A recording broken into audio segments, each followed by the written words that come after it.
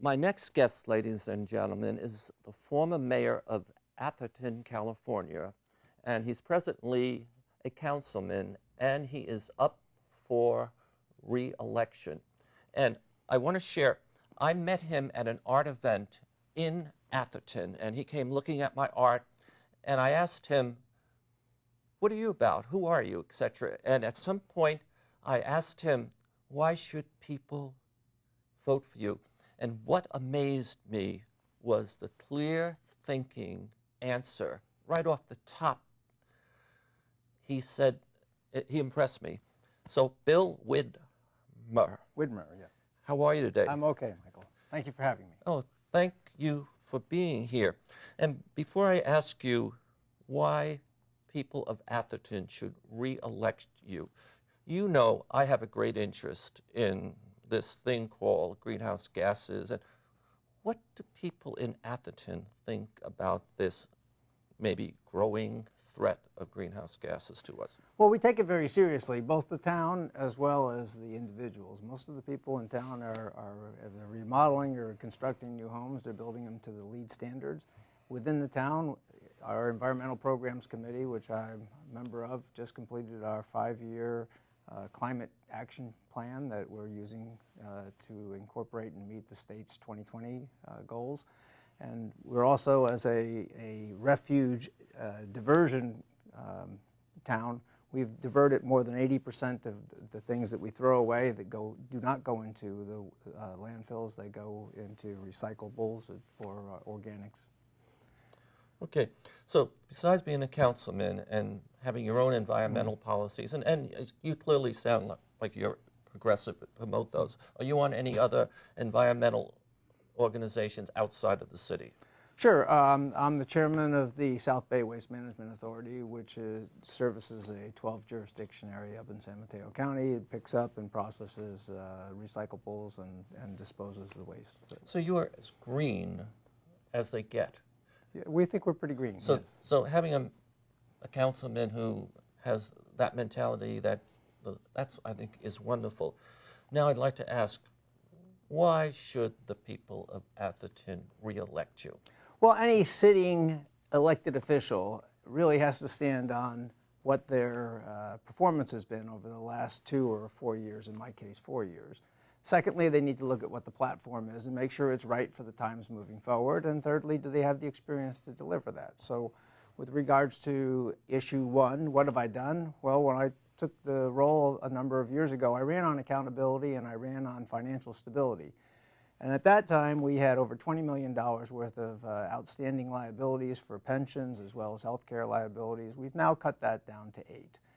We've also had 8 years of deficit spending. We now have a balanced budget. Actually, we have a surplus, and we're using that surplus to go ahead and pay for some of the infrastructure that's been ignored over the last couple of years. But moving forward, what I'd like to do is continue the focus on the financial management, look at controlling our operational costs, and fix our infrastructure, because if you don't service that infrastructure, it will continue to decay and it will be very, very costly to repair. So we need to continue to do that. We need to continue to exploit technology to gain transparency for our residents as well as bring them into the meetings. I'd like to establish virtual meetings. We need to maintain safety in the community for our people that live there as well as the people that transit through, bicyclists, vehicles, as well as pedestrians. You know what really is impressive?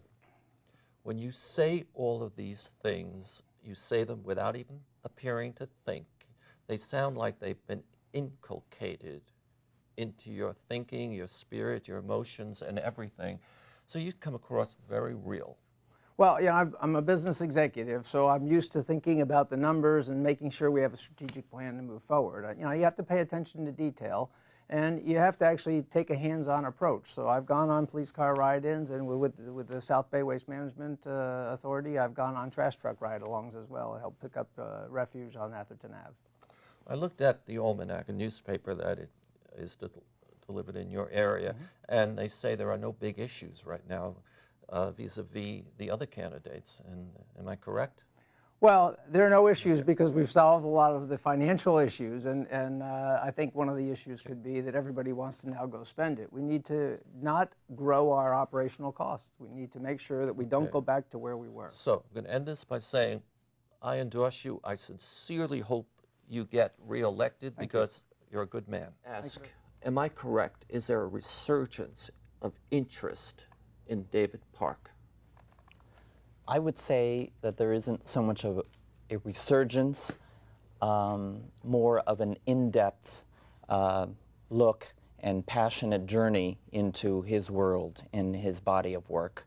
There has always been. It has become only more stronger because it is, David Park for me is and his paintings are a rarefied form of art making today. Where an artist is able to explore oil pigment and the media of painting on canvas and works on paper to tap into, discover his own soul. And it is an art form that has become more rare, and thus it becomes something that is more of interest for the public. Okay, I'd like to bring up, when you were over in my studio, you looked at one of my paintings, and I'm paraphrasing, you corrected, and you said, I'm not doing anything like your father did.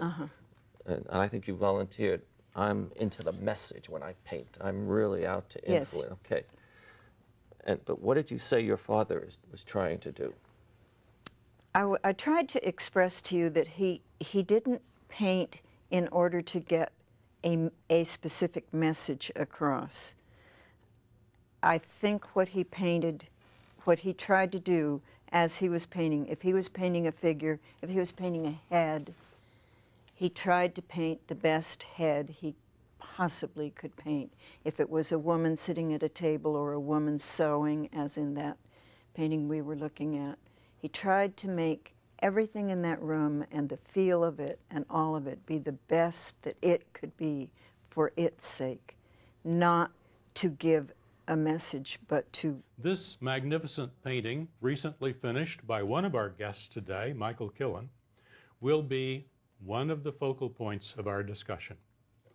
Later on, you will have a chance to hear Michael talk about the painting and how it fits into the issues of climate change. I just loved it.